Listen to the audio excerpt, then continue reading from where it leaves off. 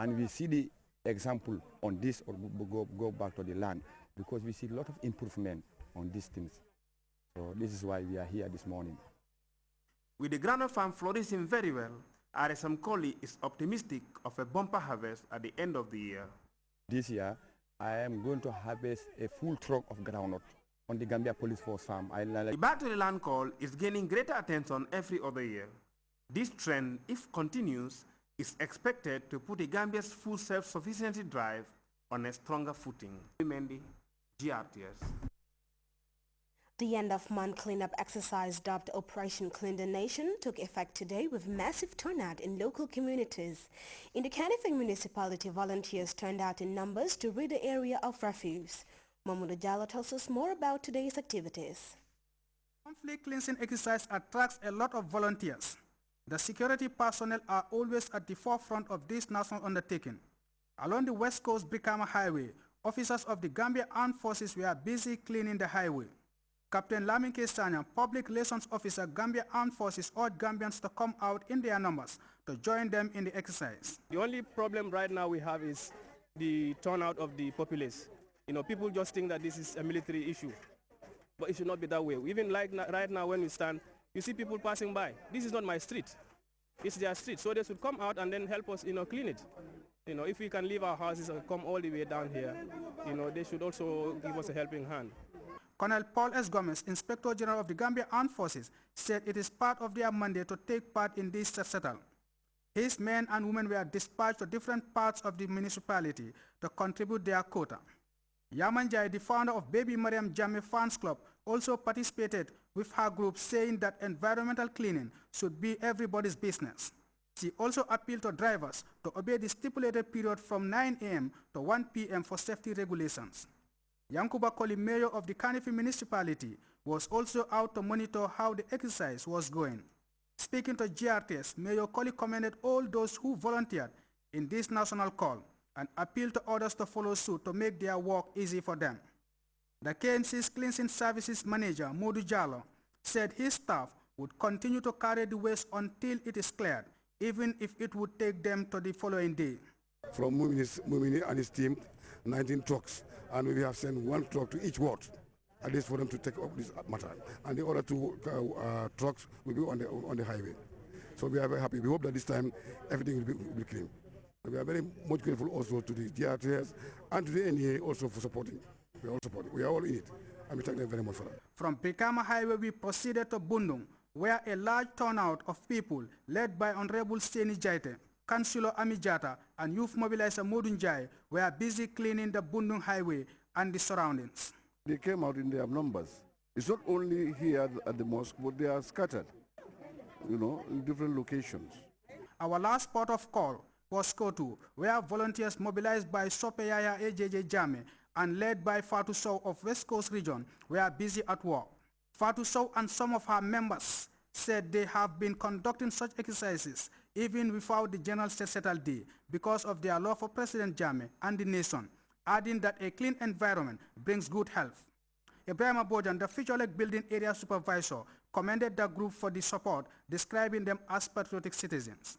KMC officials are calling for attitudinal change towards waste management, whilst the National Environmental Agency urged drivers to respect the rule for safety reasons. Momodes Jallo, GRTS. Well, you can monitor GRTS Radio live on our website, which is at www.grts.gm.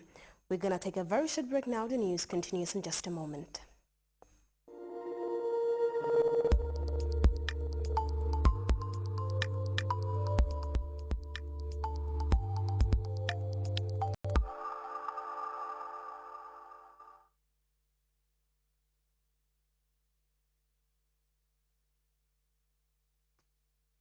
Welcome back.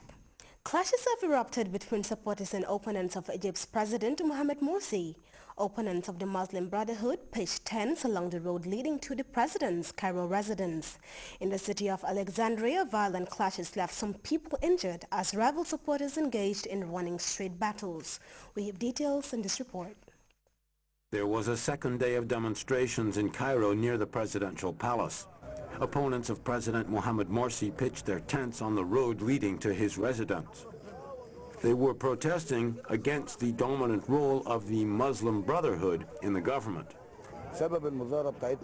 We are demonstrating today because the Muslim Brotherhood Party has taken control of all the important institutions in the country. We also want to point out that concerning the Constituent Assembly, the Brotherhood must let it work to do its job without interfering, so that it can work without any pressure. On Friday, several thousand people demonstrated, called out by a number of groups against the Islamic fundamentalists. There were clashes with Brotherhood supporters in Cairo. There were other clashes in Alexandria, where a number of people were injured. The demonstrators were accusing Mohamed Morsi of monopolizing both the executive and parliamentary branches of government. Demonstrators in Tahrir Square, headquarters of the revolution that brought down the Mubarak regime, had almost fond memories of the strongman. One woman said that they cannot stand the regulations of the Muslim Brotherhood. She said they're selling out the country. She said, we carried out the revolution and they've taken power. Even Mubarak did not sell us out like that, she said. These demonstrations are a test for the new government. It did not react to the attacks. 1 year after the revolution, Egyptians are still fighting for a democracy and the respect for a legal state. August is not even over, and Syrian activists say it is already the deadliest month so far in the country's civil war. They say over 3,700 people have been killed, most of them civilians. Activists also say government artilleries have been pounding much of the contested city of Aleppo. Reports from Syrian activists in the country speak of a massacre. This one reportedly happened in Dira province and left some 90 people dead. CNN's Jim Clancy has more on that story, but first a warning. Some of the images may be difficult to watch. All the young men have gone. All the young men have been burned, this woman shouted. Their voices filled with grief and anger, they trudge along. The smoke from fires smeared the skyline behind them. Video posted on YouTube purports to show residents of the town of Hirak leaving their homes, escaping with their lives but little else. Some carry bags with food or belongings, perhaps a single bottle of water. Many cradle children or infants in their arms. Some appear to be injured or exhausted after days of fighting in Hirak. As they appear to abandon their town, many cursed Bashar al-Assad or poured out their stories that all of the young men had been killed, children murdered and burned. The determined drive by Syrian government troops left those who supported the uprising in despair. This man was comforted by passers-by, but couldn't contain his emotions. Hirak is located north of Deraa, where Syria's uprising began 17 months ago. The town, not far from the Jordanian border, had long been used as a base by the Free Syrian Army. This week, its 20,000 residents paid the price.